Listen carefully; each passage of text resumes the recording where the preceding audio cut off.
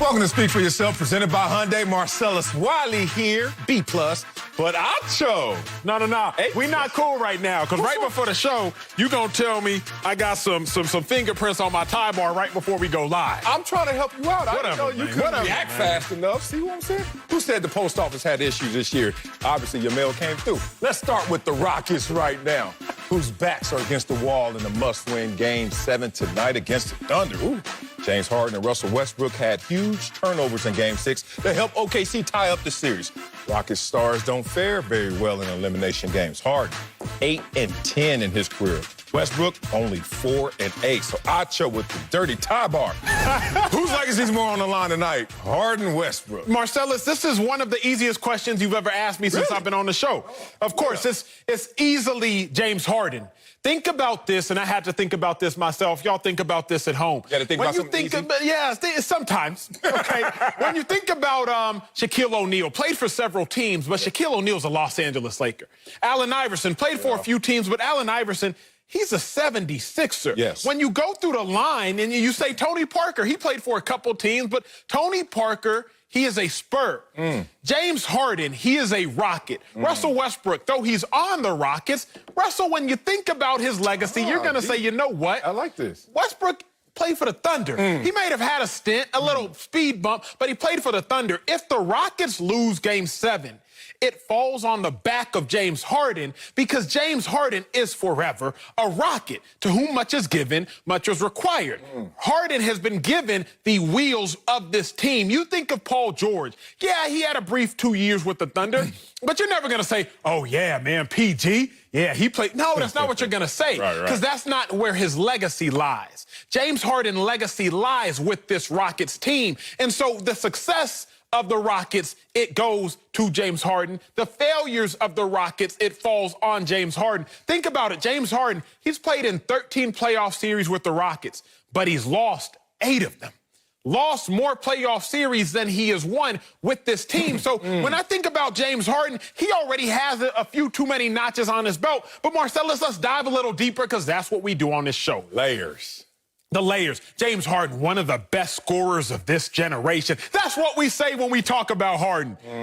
But you don't play, it's not the game of scorers, it's the game of basketball. And so I don't care about what James Harden has done as far as scoring. What has he done as far as winning? Impact. So again, his impact just hasn't been large enough. So again, if they lose this one, to me, it's going to fall more on the legacy of James Harden. You said the word legacy, and as humans do, they want to take something and make it their own, showing their God complex and not purely defining what legacy is, which is a gift that especially is money or personal property. It's supposed to be a thing, but you know what it has turned into? Just reputation. Legacy has now morphed its way into reputation, what others think of you. So now we're going to get into a conversation. What do we think of Harden or what do we think of Westbrook if things don't go well tonight? You know damn well the more polarizing of these two is Russell Westbrook. The one that they're going to condemn the most is Russell Westbrook. Russell Westbrook has been condemned before. He had his grace period after Durant dipped on him, and everyone was saying, oh, you're a sympathetic figure, Russell Westbrook. And then he started going out there every single night, every single year, getting triple-doubles. And you know what they did immediately? Oh, triple-doubles are kind of easy to get now. They minimize the triple-double just because of how polarizing Russell Westbrook is. But when you look at James Harden, he's sitting there in Houston, and we know maybe the most lethal scorer we've seen in the NBA, certainly top 5 ever in terms of ball in hand, ball in bucket, James Harden. And all he did was say, I need some help. And then they said, okay, we're going to send you a lifeline. And they sent him a lifeline to CP3. And he had the inopportune injury to his hamstring at a time when they were really going to do something, maybe even advance past Golden State. So then they ship CP3 out of town because they say, oh, man, you're 35, you're older, and you're injured at the wrong times. So let's bring in another lifeline, Russell Westbrook, who's younger and durable. And then what does Russell Westbrook do at the worst time ever? Get injured and then comes back and looks a mess. Playing poorly, not playing bad, playing poorly. So when this all goes down the line, The way that you're supposed to define it is by actual production. By playoff numbers, Harden is having his best playoff series ever. But we're not going to respect that if we listen to Acho. You have to listen to the numbers, and the numbers say it's going to be on Westbrook. The problem I have with your argument, Marcellus, is the numbers, these numbers you're talking about, they're meaningless. Let me tell you why. How? Great. I'm glad you asked how, because I had to ask myself the same question. The last time, Marcellus, that a NBA scoring champion, so the person who led the league in scoring that year, won a title, 1999 Shaquille O'Neal. Okay. So what does that mean? What does that mean to you, the viewer? What does that mean to me? What should that mean to Daryl Morey? What should that mean to the Rockets? What that should mean is, even if James Harden does what we love in this world, selfish gratification, oh my God, he filled up the box score. James Harden, did you see he dropped 50? Oh my God, he's averaging 37 over the last 5 games. What that means is that has no indication on success for the team. In fact, being a scoring champion is an indicator that you're not going to win the ship in recent history. Marcellus, what I'm saying is James Harden's legacy is going to be it's going to have such a negative implication if he doesn't win this one again. One of my favorite players early 2000s, Tracy McGrady, baby. Okay. T-Mac. The Mac. I had his shoes, man. I had the T-Macs, them all-black joints. Wait, you know, he was Adidas. He had them 3 stripes. I had his shoes. No, I rock with him. Okay. I was a kid at the time. You know me. I had his shoes. But T-Mac, when you think about him, what did he ever accomplish? He had 2 scoring titles. James Harden, he's going on his 3rd scoring title. T-Mac never got out of the first round. Yeah, he was one of the greatest scorers of the early 2000s, one of the greatest scorers of the last 20 years. But when we think about T-Mac, we don't really think about T-Mac now, do we? Oh, we don't. We don't? I think it's about the Hall of Famer. I don't know about you. But let me ask you this, Marcellus. It's very simple. How many scoring titles does Jordan have? You got to think about it, right? He has 10. But how many chips does Jordan have? He has 6, because that is his legacy. So if the Rockets lose, Harden's legacy will be nothing but a bunch of scoring titles that nobody will remember. Great to give me simple numbers, and great to take the conversation from 2 guys. Neither one has a championship ring, right? So now we're going to level the playing field on which one is going to take the brunt of all this criticism. It's going to be obviously Russell Westbrook. But let's bring in somebody to settle this tie, and Slick Rick the Bucher. Whose legacy is more on the line, Slick Rick, Harden or Westbrook? I initially thought that this was a great question because it was so debatable between the two. And then I thought about it a little bit more, and I thought, you know what, it's not a very good question because it's very apparent that it's James Harden that has the legacy on the line here. Because it is essentially, Marcellus, you are accusing Russell Westbrook of throwing a terrible party when he didn't make the invitation list. And in order to be able, look, they didn't just trade for Westbrook.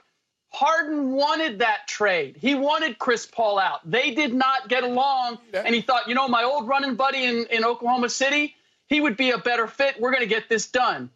Acho is right in saying that this is Harden's party. Houston is his team. This is his show. But it goes a little bit farther than that because of the type of show it is. Yes, 3-time scoring champ running. Last 3 scoring titles are his. But he's done it, and he's done it in a way with Mike D'Antoni, whose legacy is also on the line here, in a way that we've all said, is that really going to work? Can you really win a championship playing that kind of ball-dominant ISO ball? And James Harden, time and time again, has said, yes, watch me do it. And time again, we get to the postseason. He has a great regular season, wins another scoring title, is an all-star again. And then we get to the playoffs, and we get deeper in the playoffs, and we get deeper into a series, and suddenly James Harden can't deliver the goods in the 4th quarter when it matters most. So the idea that James Harden can win the way James Harden has made himself a star is on the line. And right now we're seeing it fail. And if he doesn't get out of this round, if the Rockets don't get out of this round, it is going to be squarely on James Harden and the system that he says can get it done. Man, all I heard was that James Harden's a bad GM, and that's speculation at most. Look, he doesn't pull the strings. He suggests strongly what he desires, but there still is a Daryl Morey, if he still exists after China, he's still out there, and he's the one that's supposed to make these moves. Look, James Harden is shooting 64% in his true shooting percentage right now. 29.7 PER, because y'all want to give me simple numbers, and I'm going to give you complex numbers to show how great he's performing. But let's break this down why Westbrook is going to take the L in this situation. One, Westbrook has already played with Kevin Durant and James Harden before. How that turn out? And then Durant dips, and not only dips, but goes and wins. So then that falls squarely on Westbrook, like, how come y'all couldn't win if he could go somewhere else and win? I'm not saying if it's right. I'm just saying what's going to occur. And then now he goes back to his old running mate, say, oh, KD left me, Harden, but I'm going to come to you. And he comes to Houston. And they're looking good this year, not tremendous this year. You're looking at a 4 seed, and then all of a sudden, when they need him most, and they ship CP3 out of town for what reason? Because he was getting old and he wasn't as durable. Westbrook shows that he's not going to be durable in the most needed moment. And then when he returns, and D'Antoni said in his return, he looks fresh. I'm glad he had a few days, few weeks off. He looks better. He's played poorly. This is all going to land on Westbrook. Marcellus, you're answering a different question. What? Marcellus, if the question was who is more at fault for the Rockets losing this series in the event they lose, I'm with you. It's Russell Westbrook. I'm with you. I saw the end of last game. Anybody who has a pair of eyes. You didn't see the game before? Anybody that got it. Well, the game, I saw the fact that he didn't play early on. Then he came back, was supposed to be healthy, and underperformed, underdelivered. So I'm with you on that if you want to say who's more at fault. But the second you bring up the word legacy, Marcellus, that has to do with how will one be remembered. That's not the definition, but that's what we're going to say. But that has to do with how will one be remembered. That has to do with when I think back upon the greatness or the lack thereof of a person, what are the implications?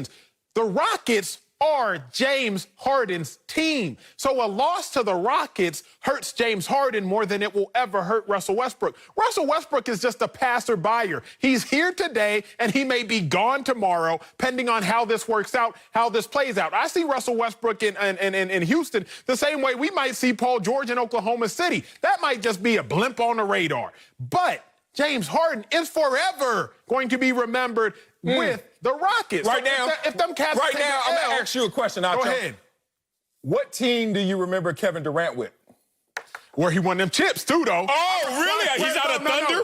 He's out the Thunder? Because first off, he was a Sonic, and then the Thunder, and then he won them chips. I don't want Wikipedia response. You're asking me something more convoluted, sir. You're asking me a more convoluted question. It's convoluted because it's not an easy answer. It's convoluted. Move on to Slick. We ain't moving on, That's why Slick. I'm doing this. We ain't moving on. It's convoluted. It's convoluted because Russ played 11 seasons for OKC. I'm doing Kevin Durant. One? Now, Go ahead now, Slick. Marcellus asking these convoluted, twisted questions. I'm just asking a simple question based on what you were saying. Marcellus, you said at the very beginning, Russell Westbrook is injured. He's coming back from injury. How can we possibly have a referendum on what he has done in this series when he's clearly not the same? The other part for me is, with Westbrook, there is no legacy to be determined at this point. We know who Westbrook is. He is a tremendous individual player who has struggled to be able to combine his own individual talent with being a player who gets the most out of those around him. He had a chance to do it with KD. He had a chance to do it with Paul George. And then he came to Houston, and now he's trying to build himself around James Harden. But there's a Batman and there's a Robin. And in the same way that if the Lakers fail to win a championship, are we going to look at Anthony Davis and say, well, you just weren't up to the task? Are we going to say ultimately LeBron James didn't win that championship? That's the way it's going to stand. If the Clippers don't win a championship, are we going to say, you know what, Paul George just didn't do enough? No, we're going to look at Kawhi Leonard and say his experiment going from Toronto to the Clippers did not work. And the last game, game 2, taking game 6, taking it off of James Harden's plate.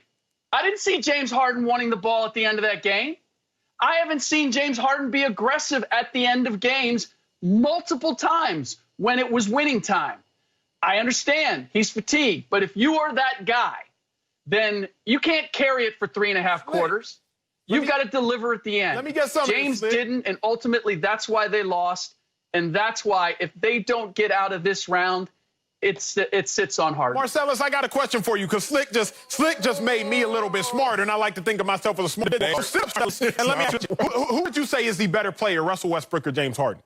James Harden. James Harden is a better player. To Slick's point, the brunt of the damage, the brunt of the legacy damage, it falls on the person who is the better player. Like Slick just alluded to, if the Lakers are to lose, it's not going to be AD's fault. It's going to be Bron's fault. Clippers are going to lose. It's not going to be PG's fault. It's going to be Kawhi's fault. Going back to LeBron when he was with the Heat, if them cats was going to lose, it wasn't going to be Chris Bosh's fault. It wasn't even going to be D. Wade's fault. It was going to be LeBron's fault because the legacy damage, it falls on the shoulders of the person who is the better player. You, sir, just said yourself, James Harden, the better player. Accept defeat, Marcellus. That's what you need to do. Dude, accept defeat. Sound like my wife. No, I'm not. That's why we have a great marriage. I'm not going to bed till I win, even if I lose.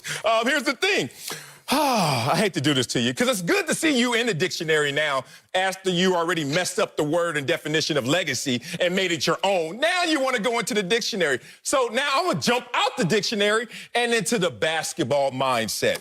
You bring up Slick Rick, LeBron, and AD, and then you bring up Kawhi and Paul George, and then you guys want to conflate that into a conversation of Batman and Robin and take it to say that that's the same as when we're talking about James Harden and Russell Westbrook. I'm going to ask you, in a LeBron AD conversation, Kawhi and Paul George conversation, any other MVPs in that conversation? LeBron is. Kawhi is. Is AD an MVP? No. Even a finals MVP? No. Is Kawhi MVP? No, but a two-time finals MVP. Here's my summary. What's your summary? Because I'm confused. Yeah, you can't well know Westbrook's MVP is James Harden MVP? Unusual circumstances. Triple-doubles on a team that wasn't near the top seed. There's one answer to this. Is James Harden MVP? Is Russell Westbrook an MVP? So y'all keep going out there saying Batman and Robin when really it's maybe 1A, 1B, even though I think Harden is better. These are two guys who have full legacies on the line because these are two former MVPs that were supposed to combine forces. James Harden is playing at an all-time playoff level for himself. Russell Westbrook has been MIA or playing poorly when in that same moment. How in the hell is he not going to take criticism when he doesn't show up when they need him most? Coming up at the top of the hour, won that argument. If the best ability is availability, then Philly must be freaking out about Carson Wentz. But first, we'll tell you if Dak Prescott will make the Cowboys regret not locking him up to a long-term deal. Next, speak for yourself, then buy Hyundai. Marcellus, you're wrong. You get it? You know, we're MVP. Welcome back to Speak for Yourself, presented by Hyundai. Let's talk Dak Prescott. Playing under the franchise tag this season for just over $31 million. But Cowboys legend Emmitt Smith called out his former team for not getting a long-term deal done, saying if they're trying to mess with Dak mentally. Devin, Snicker man, speak for yourself. Okay, you still mad you was wrong last segment. Emmitt Smith said that if they're playing with Dak mentally, from a financial standpoint, they're going to affect the whole chemistry of the entire team.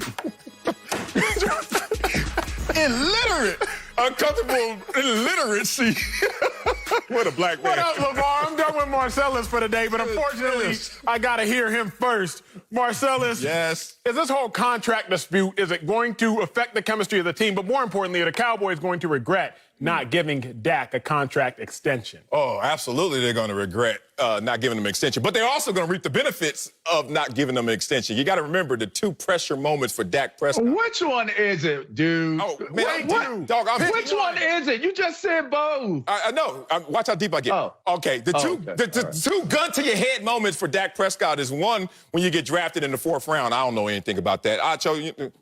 Anyway, when you drafted that low and you thinking, like, my first year is going to be chill, red shirt, whatever, and then they hit you upside the head, yoo-hoo, Romo's hurt, we need you to go out there and start. Gun to your head as a rookie 4th rounder, and you become the franchise quarterback and lead them to 13 wins into the playoffs. Then you fast forward a few years, and they put the gun in your head again and say, we're not giving you a new contract. Go out there and show us what you can do. Boom, 4,900 passing yards and the #1 offense in the NFL. So they're going to reap the benefits of trying to play games with Dak and his money. But Dak's gonna make so much money in the process. Kind of like that Acorn investment app. You know how you just put a couple bucks in there and you look up, you're like, damn, I got a lot more money. That's what's happening to him. He is riding this bull market. You're talking about inflation.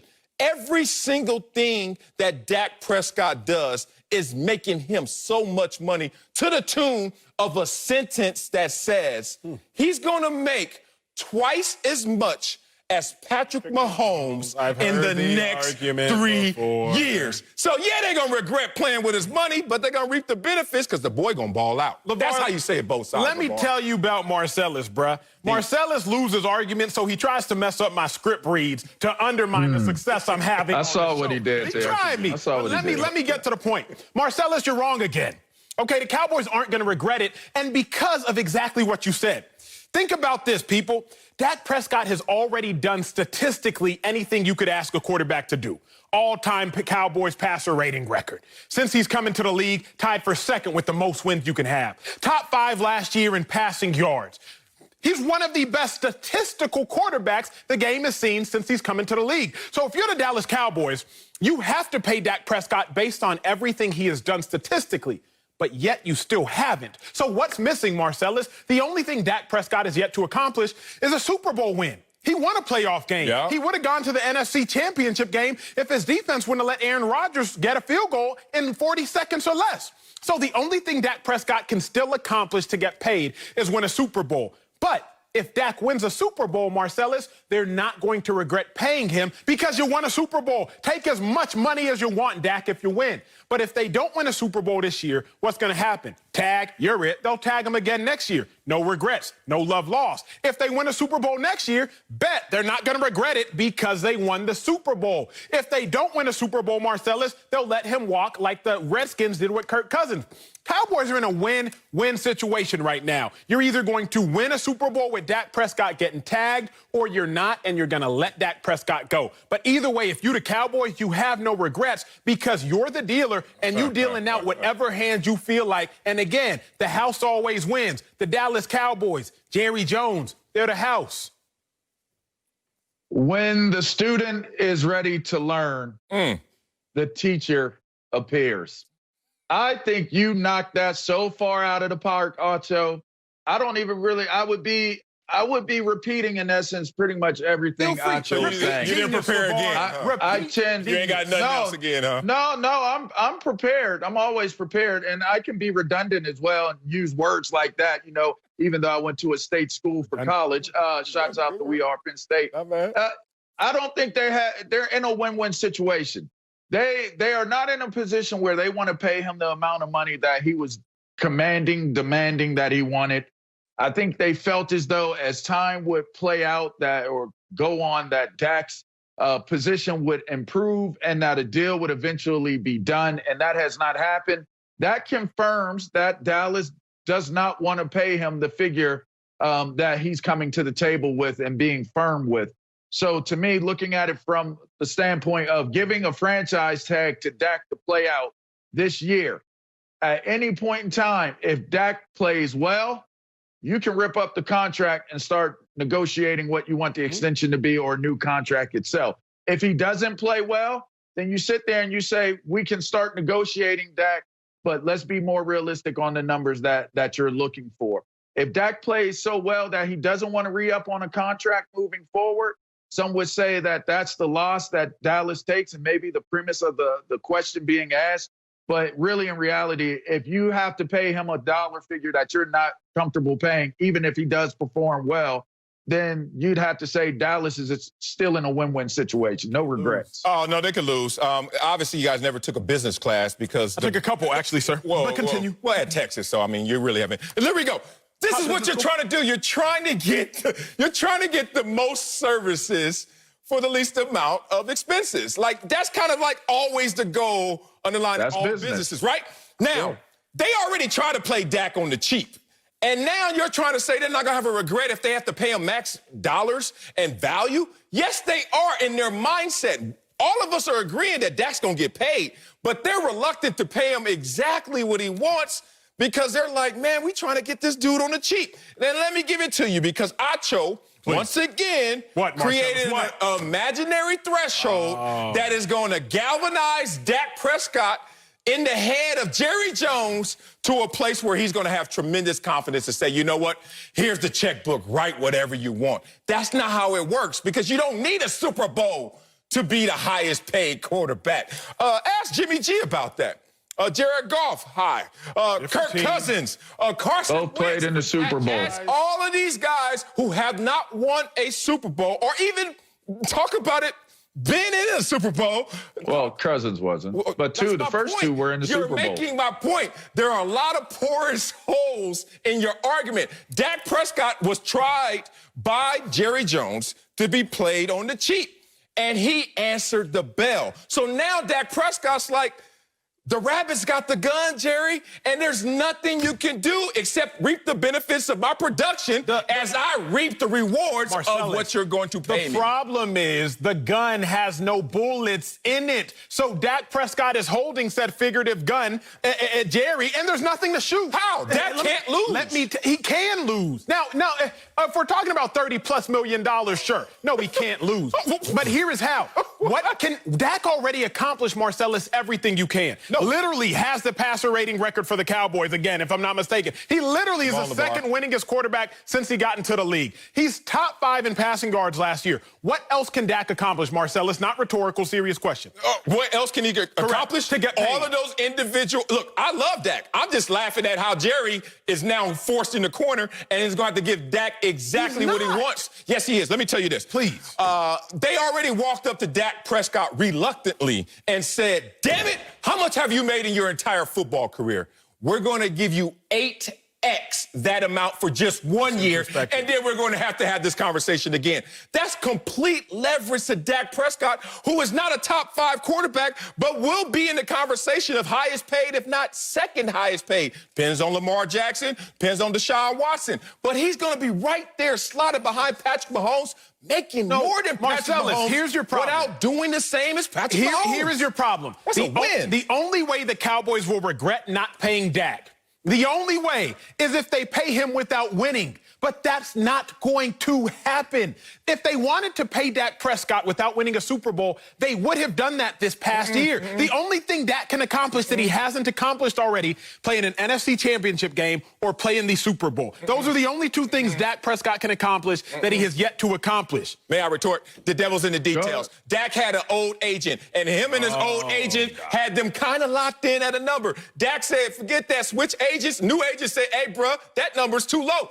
Put the gun to your head, Dak. Go out there and bet on yourself. He did. Now Jerry and them like, what happened to the old number? They like, that thing is in the wind. So now Dak Prescott sits there knowing that he's already getting $31 million for just 1 year and hasn't won a Super Bowl, hasn't been in a Super Bowl, hasn't been in a conference championship. And Jerry is on record saying he's our quarterback for the future. And Dak is on record saying, I'm going to be a Cowboy for life.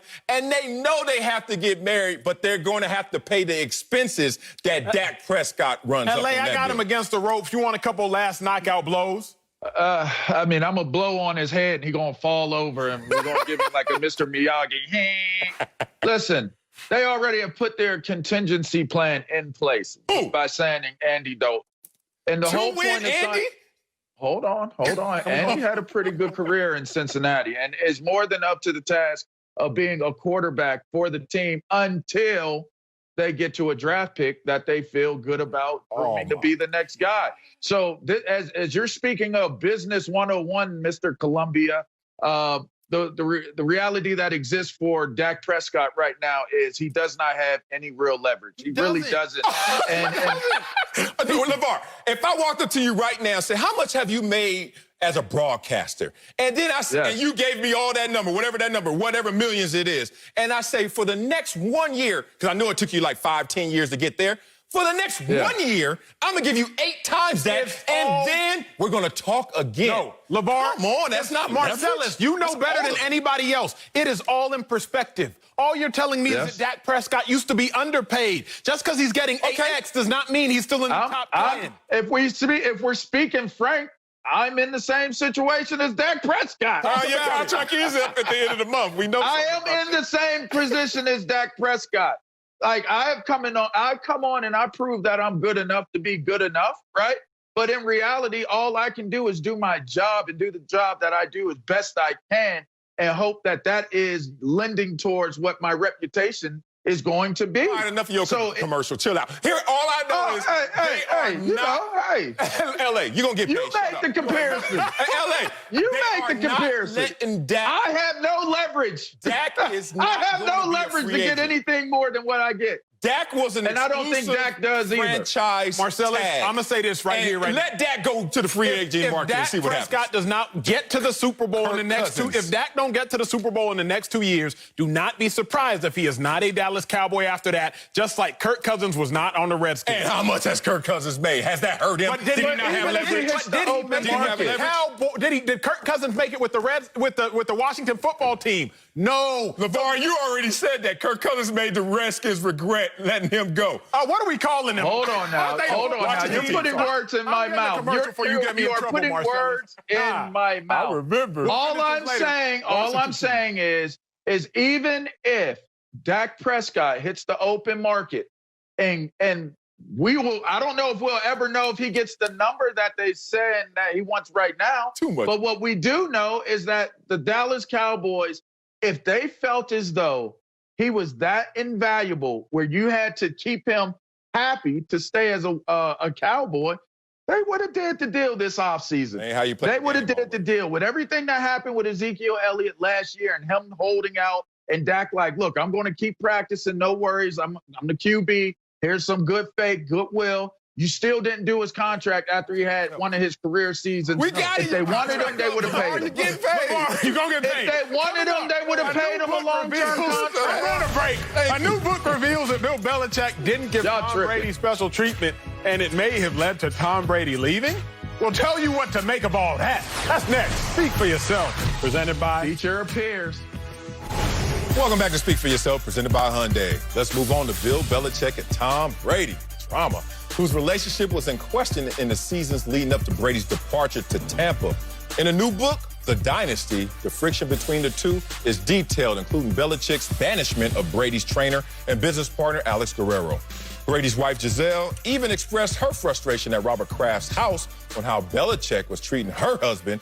Here's an excerpt. Quote, Gisele pointed out how ridiculous it was that after all these years, Belichick still treated Brady like bleeping Johnny Foxborough. Hilarious. It was bad enough to never voice approval. It was bleep to still be dressing down the most accomplished quarterback in league history during team meetings and treating his personal trainer and best friend like some kind of outcast. Gisele, stick up for your man. Joined once again by LeVar Arrington Acho. Would you blame Belichick for treating Brady that way? Absolutely. See, Marcellus, the older I get, the more I realize who is a child got a whooping. See, we call them whooping. Some people call them spankings, but I understand who got a whooping. You see, early on in my younger years, my Nigerian household, I got some whoopings, right? When I was about 7, 8, 9, 10, 11.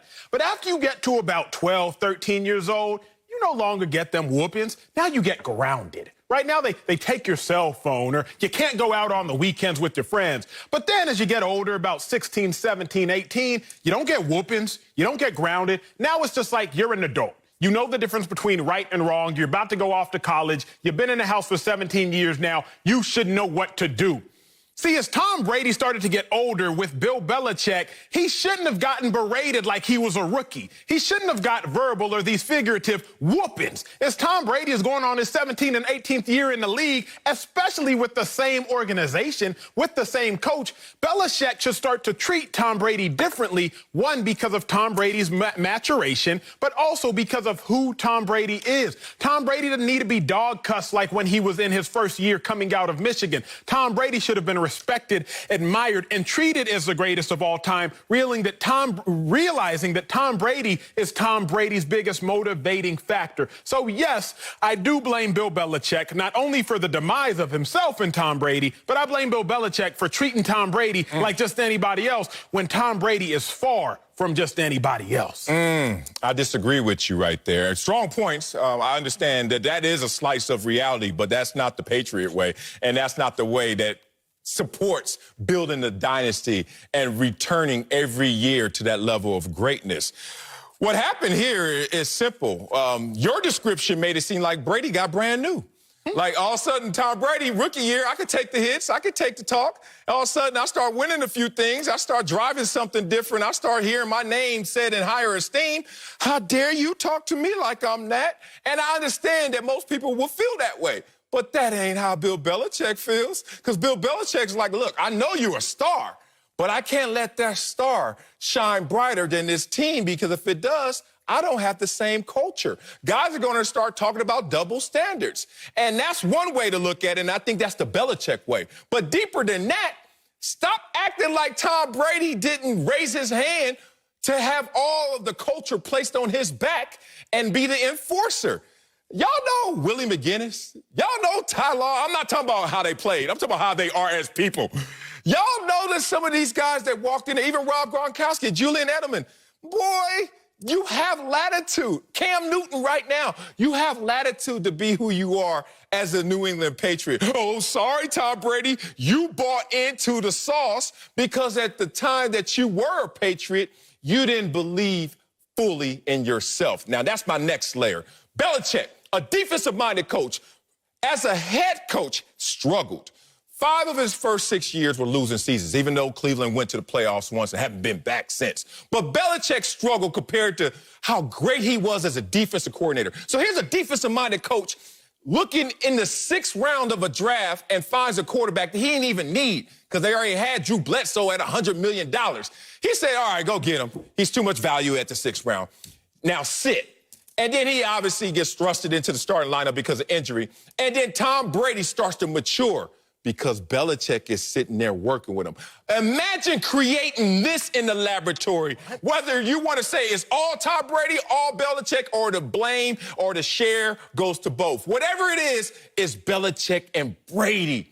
And then all of a sudden, one day, Brady wakes up and says, excuse me, treat me different. And he's like, I treat you like all my players.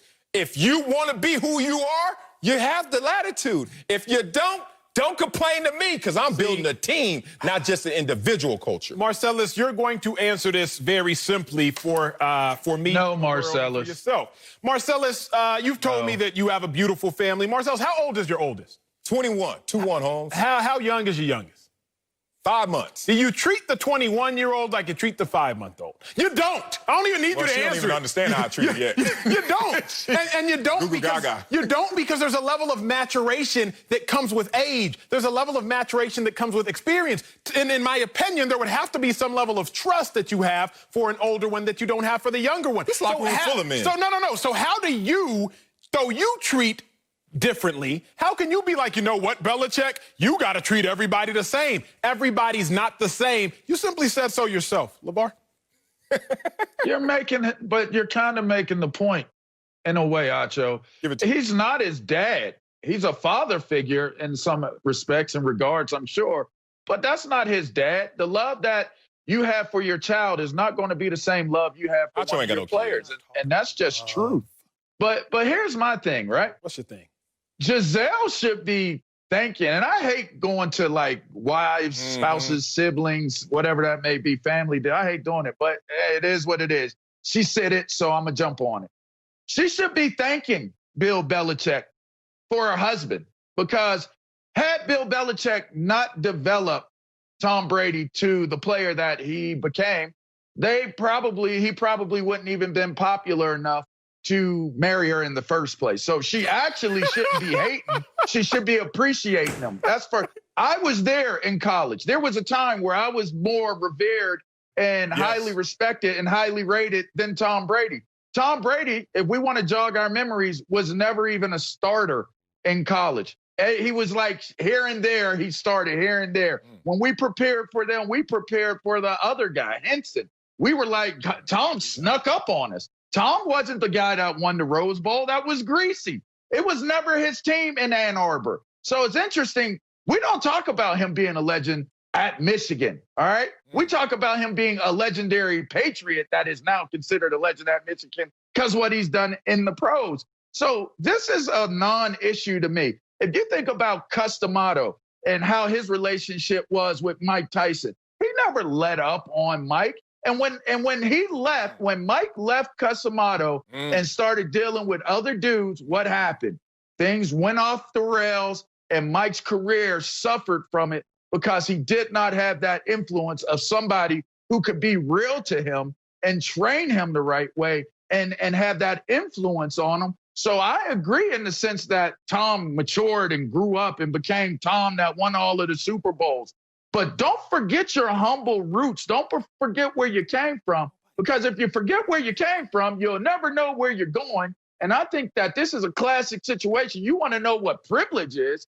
That's what Gisele was exercising when she was in front of Mr. Kraft saying that she had problems with the way the guy that pulled the best stunt ever, which was taking a guy like Tom Brady and making him the GOAT of GOATs as a quarterback. Bottom line. Man, you broke that down. No, Thank you. He broke it. Not down. He broke it. He just broke it. It's broken down. It's broken now. We know the circle of life because we're fathers. We know what real unconditional love looks like. We know how to rear development. And this is about development. This is not about just, hey, I got a good player. Now he's great. How do I handle him? It's about developing that guy all the time. Belichick was coaching Tom Brady for 20 years. There was a point where Tom Brady wanted him to coach TB12. And Belichick was like, chill, bro. So I'm going to take your parking pass. I thought it was petty, but Belichick has petty ways to make sure he reinforces his culture. And then Alex Guerrero and how comfortable he was, he said, now I know you're training Gronk, and Gronk can't get healthy. He stays hurt, and you're training Tom Brady. Maybe I want to keep all this in-house because I want to be responsible for my players' health, not let them be outsourced. And whatever happened in deeper friction, it happened. But then Belichick got petty again because you got to remember, Tom Brady used to go to Bob Kraft and talk to Bob Kraft a lot about his situation. Remember, Kraft, Tom Brady, and Jimmy G all have the same agent. It's weird how this plays, man. So he used to go to Kraft's house, and Kraft was like, look, I'm going to take care of you. Belichick won't get rid of you early like he does a lot of our legends. And then Brady was like, thank you, thank you.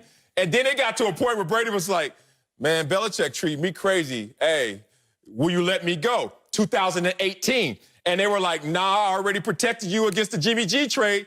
Now you got to stay. And Tom Brady took that to heart. Say, I'm going to stay a couple more years, Belichick and Bob Kraft. But this is not feeling good. He felt a little betrayed. The point of all of this is the details of how this relationship, this marriage, blossomed into something that the egos took over the room, and then they couldn't share the same space. It happens in all rap groups. But it's clearly a flip. Singing groups. It's clearly a flip, fellas. It's a flip, clearly and it a happened flip. here in New England. By the way Gisele handled it, it's clearly a flip, and that makes it wrong to me. Yeah. Now, Acho, have some kids, and then we'll talk about this. Coming up, Alvin Kamara is back at Saints camp. We'll tell you if New Orleans should pay him what he wants to help Drew Brees' legacy. Next, Speak for Yourself, presented by Hyundai. Welcome back to Speak for Yourself. Let's move on to Alvin Kamara, who was back at Saints camp today after being MIA since Friday. His absence led to speculation of a contract dispute, which led to reports that the Saints were open to trading him. But Kamara reportedly had a, quote, nice talk with Sean Payton to clear the air. The two sides will keep working towards a long-term deal, which would make Drew Brees happy since there's been talk that this could be Drew Brees' last chance at another Super Bowl before he retires. LeVar back with us, but Marcellus, answer me this. Do the Saints owe it to Drew Brees to make Alvin Kamara happy? No, they don't owe it to Drew Brees. If you look at this, the situation Drew Brees finds himself in right now, having to fight tooth and nail to even get his contract 2-year, $50 million, despite being an MVP candidate. And Drew Brees lets you know that no one's rushing him out the door, but they know where the door is in this situation. This is obviously supposed to be his last year. And Drew Brees is a tremendous person and obviously an amazing quarterback. But Alvin Kamara is interesting. He needs to focus in on himself, and Drew Brees needs to focus in on himself. Drew Brees has the $17 million backup. Don't y'all forget it. And another backup who was a starting quarterback last year, threw for 5,000 yards. So it's not like they're sitting there saying if Drew Brees is not there that they still can't go forward. And Alvin Kamara has to realize the same thing. This is a guy that there's still question marks about his game, his durability and his game. Let's talk about how never 1,000 rushing yards. You can say, oh, well, he's a receiving running back as well. 81 catches every single year. Yeah, but the yards every single year have decreased. Fewer every single year. Then you could talk about the durability and never starting 16 games or not always available for this team. So that's why he's reportedly now in camp and trying to work through this negotiation. I think they want him. I think they want him at a certain price. And then it's still a little bit of a prove-it moment in that deal. There's going to be some prove-it space because Alvin Kamara still has some questions to answer. The problem with what you said, Marcellus, is you talked about want.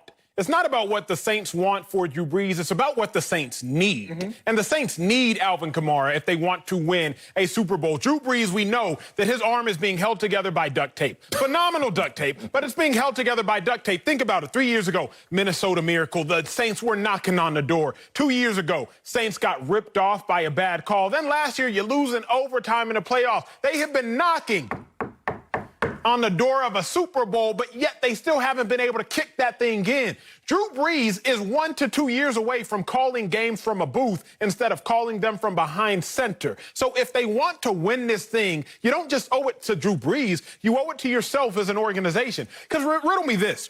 In the event you're going to trade Kamara for a first-round pick, a second-round pick, by the time that pick can contribute, Drew Brees ain't going to be on the field. So bump trading Kamara for any future value when you have present needs. The Saints not only owe it to Drew Brees, more importantly, they owe it to themselves. Because if you want to win, the road to success is paved through Alvin Kamara. Yeah, I kind of extend on that point. That if they're owing anything, they're going to owe it to doing what's best for the organization.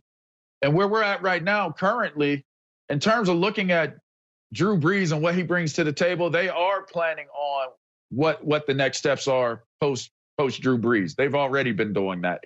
As you think about what's taking place with running backs, Kamara better say that he had a great conversation with Peyton. He better say that he feels good about what's going on. Look at what's taking place. Leonard Fournette is one of the most elite backs in the game, an amazing running back, gets released. They're saying he may only command $1 million on the open market. Be careful what you do. Be careful what you wish for. Be careful what you hope for, because sometimes that treat could turn out to be a trick. And when you look at Kamara and his situation, it's better for him to get into camp and get on the roster and get something signed that both sides can live with, because I don't think they owe it to Drew Brees, and they certainly aren't going to look like Alvin and say they owe it to him either. Yeah, this is interesting, man. Looking at Drew Brees, obviously I played with him. I saw him first snap in the NFL. He was drafted to the San Diego Chargers when I was there.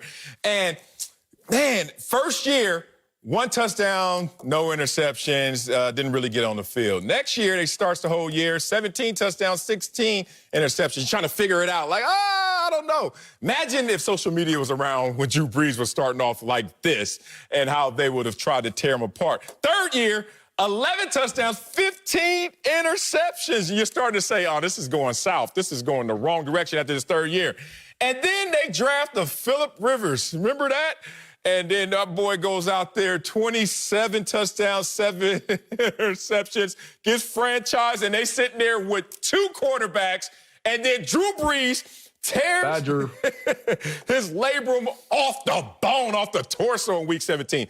Bad breaks for Drew Brees. Signs his extension. Peyton gets suspended 1 year. Unreal. 2017, they lose. Minnesota Miracle. 2018, 13-2 season. Oh, the no PI call against the Rams. Opportunity lost again. Then he signs this $50 million extension they had to fight tooth and nail for. Drew Brees, the same kind of money they're giving to Phillip Rivers and the same money they give to an older Brady. Drew Brees can't get it, but he finally signs that extension. Then he finds himself in controversy. Lost his position at the picnic. Can't even be on the grill anymore in the picnic. Now he's in the position, can't even speak his own truth.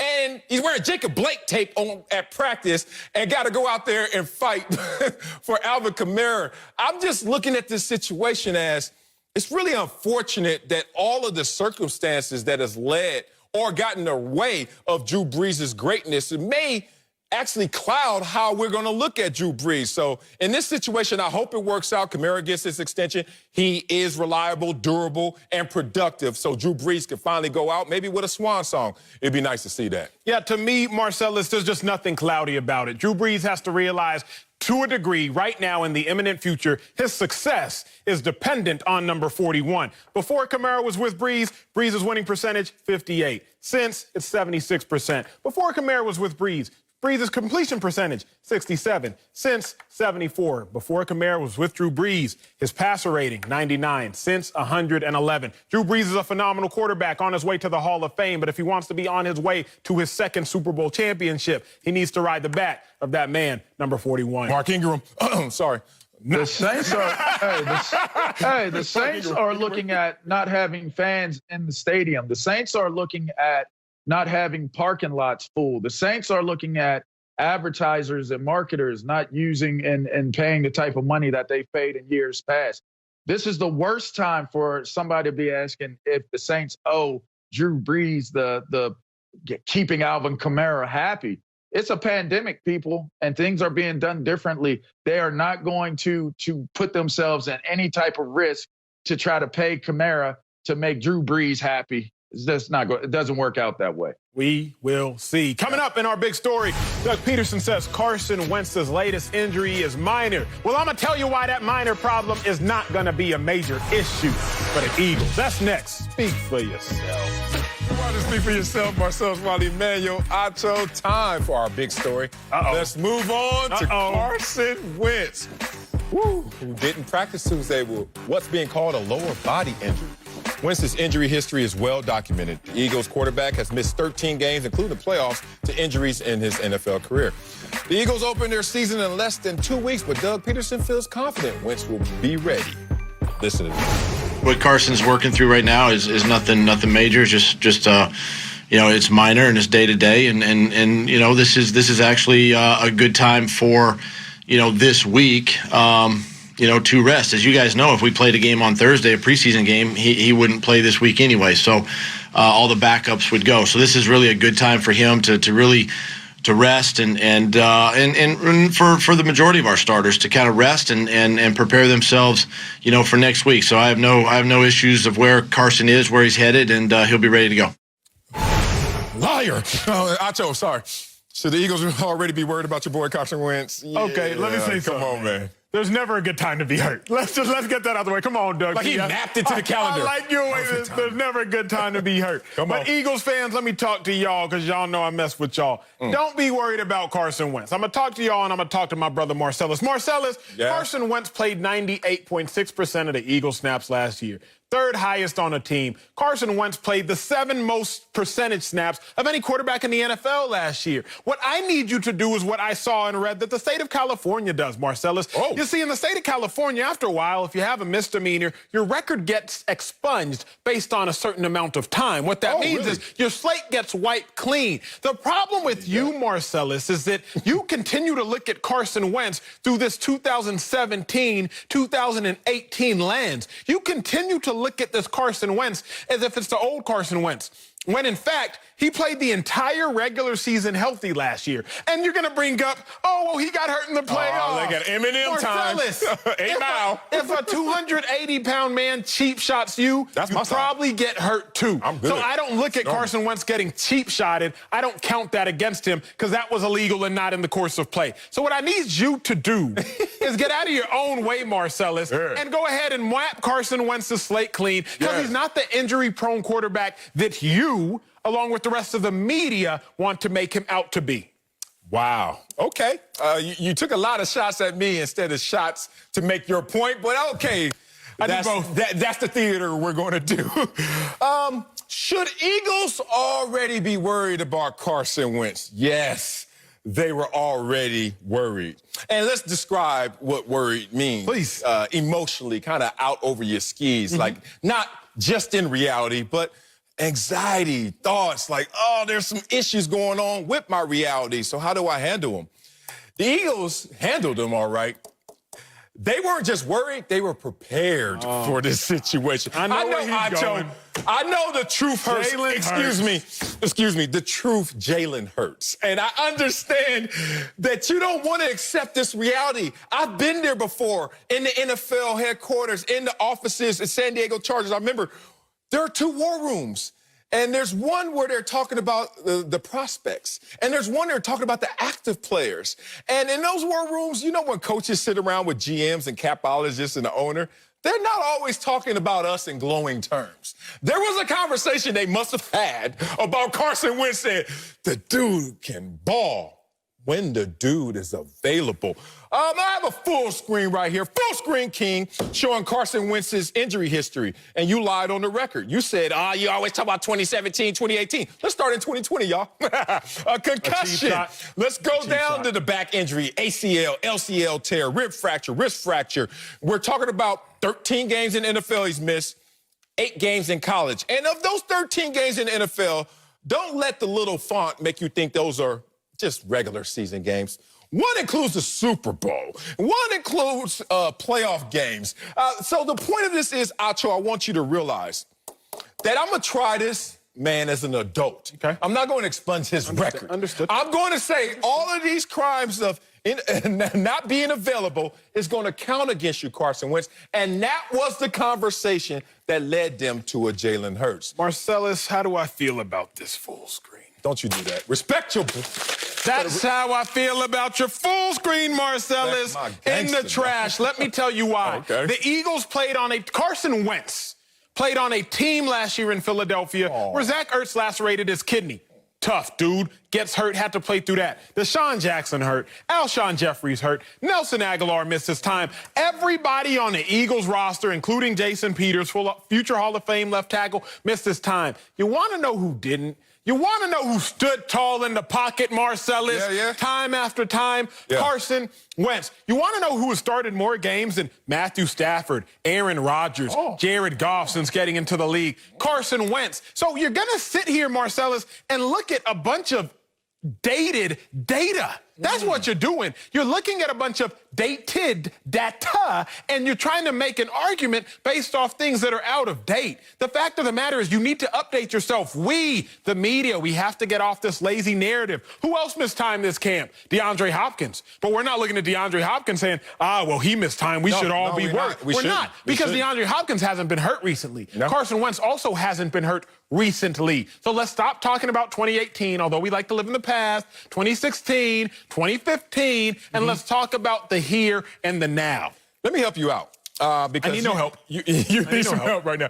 Dog, he stay hurt. Like, this is just a thing. Like, I understand you're trying to pick out the times where he was there, 98.6% of all snaps. I'm just going to tell you this. If you watched the playoffs last year, you didn't see Carson Wentz finish that game, did you? You did. For whatever reason, in football, a lot of things happen, mostly legal, sometimes illegal. Point of it is, they're looking at it like, is this another domino in the narrative against Carson Wentz? And unfortunately, it is. As we used to call him, can't get right. You remember can't get right. Like, no matter what happens, come on, bro, something bad happens to you. Can I ask you a question? Let me ask you a question, because that's what we do here. If Carson Wentz doesn't have the concussion.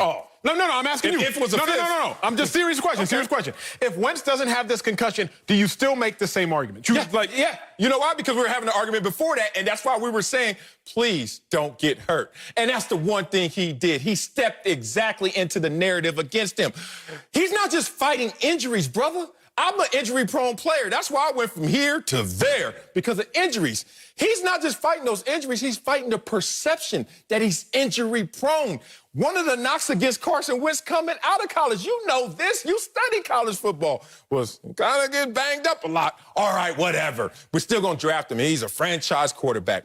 And then when they need him, and need him most, he's played one quarter I get that, but of January football let's be real. For a Super Bowl winning team. Let's stop doing this for the show. Let's be real, me and you. Let's keep it at a buck. Oh, let's get it personal. Okay, now look. So you really, if Wentz plays 2019 completely healthy, doesn't get a concussion, you're going to sit here, and if he's hurt right now, you're going to say, based on Wentz being hurt in 2018 and 2017, you would tell me, be worried, Eagles fans, he was hurt 600 days ago. Hold on. He's been hurt this list, only 2019 is the only one he wasn't hurt. And guess why? Because he went to January in 2020. He waited a month. Isn't that what matters? Every year. No, here's the thing. Let me tell you. As an injury-prone player, I felt the pressure. And I remember walking around in San Diego, my 3rd year, 7th year in the league, and I kept saying, I can't get hurt again. Not because I'm playing good or playing great or whatever. I just can't keep feeding that negative narrative against me. And guess what? I remember going to training camp practice. Hamstring gave on me. I faked it during that practice just because I couldn't even go to our training room and tell them, here I go again, because I know they're going to give me that eye roll. Wiley hurt again. So guess what I did? I called my doctor. He drove up to the Carson parking lot. Doc Murray manipulating, active releasing my hamstring just because I didn't want to get hurt again. I know what Carson Wentz is going through between here, man. It's not a pretty place. Coming up, new Giants head coach Joe Judge is endearing himself to his players with a good old roll in the mud, brother. We'll break it down. Let's speak for yourself. Welcome back to Speak for Yourself. Let's talk about Joe Judge and the Giants, whose training camp methods were getting him the label as a taskmaster. Yes, I said it. But Judge showed his fun side on Tuesday, diving for a football in the mud at practice to show a fumble recovery drill. The players were even chanting his name, Judge, while dousing him with water. LeVar is back, but Marcellus, I need to know, what do you make of Joe Judge's antics with the players? Oh, I love it so much. Joe Judge, what a 180 you've done already in this offseason. And look at the range, like being a disciplinarian, maybe even a dictator, some were thinking at first. New sheriff in town, new rules. Oh, is he hard-nosed? And then he shows this side of him. The humanity, the fact that he gets it, guys. I'm putting you guys through hell, but I'll go through hell with you as well.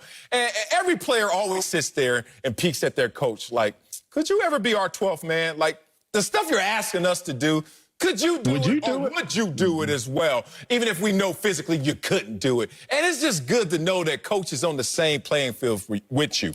Anybody who doesn't like this is holding on to something personal. Like they're trolling now. Now they just got this fake stance. It's kind of like me with Laker fans, you know. I just go at them because I know they're going to respond. Anybody who's not feeling that this coach has latitude and has showed his players that I'm going to put you through it, but I'm going to go through it with you, is not somebody I fully respect. You know, Joe Judge, I respect you, man, for this one. Giants fans, I saw your tweets. Giants fans, I saw your Instagram DMs. And I respect this. Joe Judge, like Marcellus said, he's shown the range of Johnny Depp. He's shown that he can be a tough disciplinarian. And now he's making people ha-ha and kiki. I like that. Here we go. But I knew it. I don't like you. There's always a but. I knew I Giants fans, this is fun. This is great. This ain't got nothing to do with these wins or these L's that y'all will likely have to take. Again, I like that Joe Judge can put smiles on his players' faces. But a coach, a Hall of Fame coach, told me the fun is in winning. Joe Judge is clinging to that football like Giants fans are going to have to cling to wins this season because it's going to be hard to find. They're going to be covered in mud. They're going to be a little hard to cling to because the water's around it. Again, Giants fans, I wish y'all nothing but success. I ain't got no hate in my blood. Eagles don't cut my checks no more. Fox does. What I'm speaking is reality. Y'all have lost 36 games over the last 3 seasons, the most in the NFL. Haven't won the division since Super Bowl 46, 2011. What I am saying is Joe Judge has heard the critics, and he has altered his style. I love it. I'm glad the players are having fun. I'm glad the players are happy. I'm not so get off my lawn to acknowledge when I see a good thing. But the fun is in winning, and this has no indication or implication of future success. Just a couple ha-has and kikis. Oprah doesn't cut your checks anymore either? Oh, my gosh. You know, I was impressed at him, first of all, clinging to the ball. That showed a lot to me, that he actually has some athletic ability. That's not easy. If you guys understand how football works and how it's shaped, you go sliding on the ground like that, he could have very easily shown how unathletic he is and how much they didn't need to be listening to what he's saying to them. And that is the first. We are wolves when we are playing. You are looking at a pack of wolves out there telling Joe Judge to go. And you know what Judge had to do right here? What he did right there. You know why? If he fumbles the ball, he fumbles all of that buy-in that he's getting right there. All right? Instead of them patting him and putting water on them and laughing and saying his name. You know what they sitting there doing? They walking away laughing like this dude is a clown. Well, He's a joke. let me get in on this, LA. Go ahead. If we're going to be critical, and again, Giants fans, I've praised you enough, so let me be critical. If you're recovering a fumble, and that right there is what you call a city fumble because it's in traffic. A country fumble, you scoop and score. A city fumble, you recover in traffic. Joe Judge's left knee needs to be touching his left elbow so that a defender can't come in and rip the ball away again. I wasn't good for much in the NFL, but I knew how to scoop and score a fumble on special teams. Joe Judge, if you're going to demonstrate the drill, you should at least demonstrate the drill completely properly as you are the head coach. You fell into it. The ball could have popped away, but I need that left knee to come up towards that left elbow. Hilarious. I need you to leave no room for somebody to come and scoop the ball away from you. Joe Judge, if you're going to do it, at least do it right. Coming up, Uncle Jimmy will tell us if tonight's Game 7 means more for James Harden or Russell Westbrook. That's next. Speak for yourself. Nobody was even hitting them. Welcome back to Speak for Yourself. Let's talk about the Rockets, who are in a must-win tonight. Game 7 at the James Harden. Russell Westbrook had huge turnovers in Game 6. Joined now, finally, by Uncle Jimmy. Man, great to see you. So, whose legacy is more on the line tonight, Harden or Westbrook? Remember when y'all, at the beginning of the show, Rick Bucher said, guys, I don't think that's the right question. Yeah. What he meant to say was, guys, that's a dumbass question. That's like saying whose legacy is going to suffer more at the end of this show? EOs, Emmanuel Ochos, or MWs? Marcellus Westbrook, Wiley's. See, it's just a dumb question. It's like asking whose brooch game is better. Whose hairline is stronger? It's just a dumbass question. It's just remedial. Or as my guy Ocho says, bruh medial. See, the fact of the matter is Marcellus Wiley is the Russell Westbrook of this show. All he cares about is padding his own personal stats.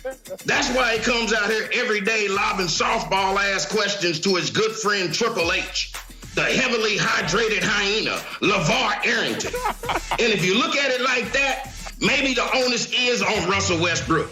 Maybe if he loses tonight, maybe his legacy is going to be just like Marcellus Wiley's. It's going to end up with a big-ass question mark at the end of it. Back to you guys.